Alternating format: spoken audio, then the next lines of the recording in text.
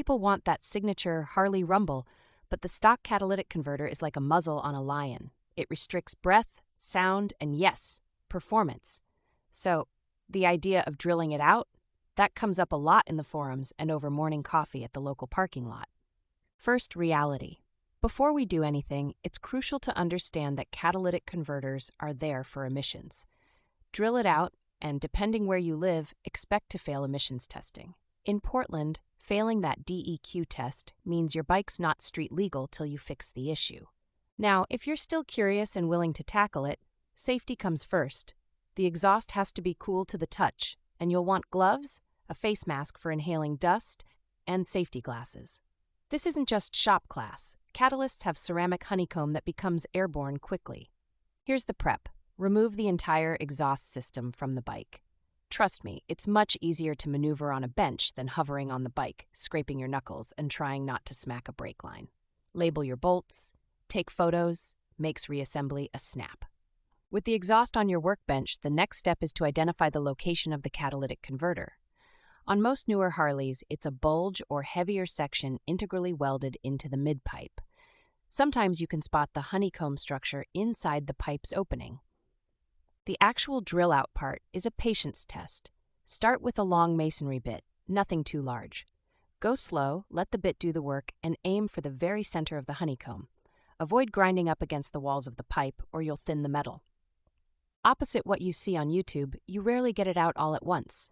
It's more like hollowing out the inside, removing chunks, then using a pry bar, specialty hook, or even a big screwdriver to bust out the remaining honeycomb. 5 to 6 passes isn't unusual. Expect dust, lots of dust. The powder can be really fine and harmful if inhaled, so good ventilation is critical. I've known guys who rig up vacuums and water sprays, but honestly, nothing beats a cheap respirator. Your lungs aren't as easy to replace as an exhaust pipe. At this stage, you want a smooth internal wall. Rough spots mean turbulent flow and whistling. Some riders use a rotary file or a sanding drum on an extension to polish out the inside. This extra bit, maybe an hour of work, actually gets you back 5 to 10% of lost horsepower. Now, before you bolt everything up and run victory laps, just remember to remap your bike's fuel injection. Removing the cat leans out your air-to-fuel ratio, and running too lean can cause hotter temps, lost power, or even engine damage. Consider a tuner, worth the couple $100. The big pro tip: save all those parts you remove, including the cat debris.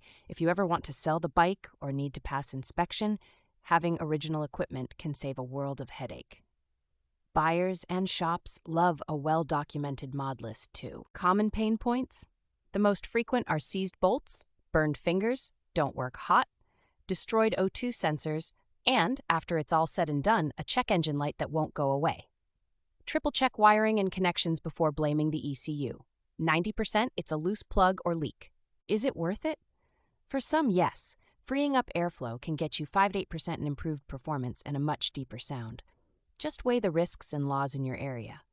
Personally, Scott in Portland, I love a throaty Harley, but I'd rather get a legal high-flow exhaust and sleep at night.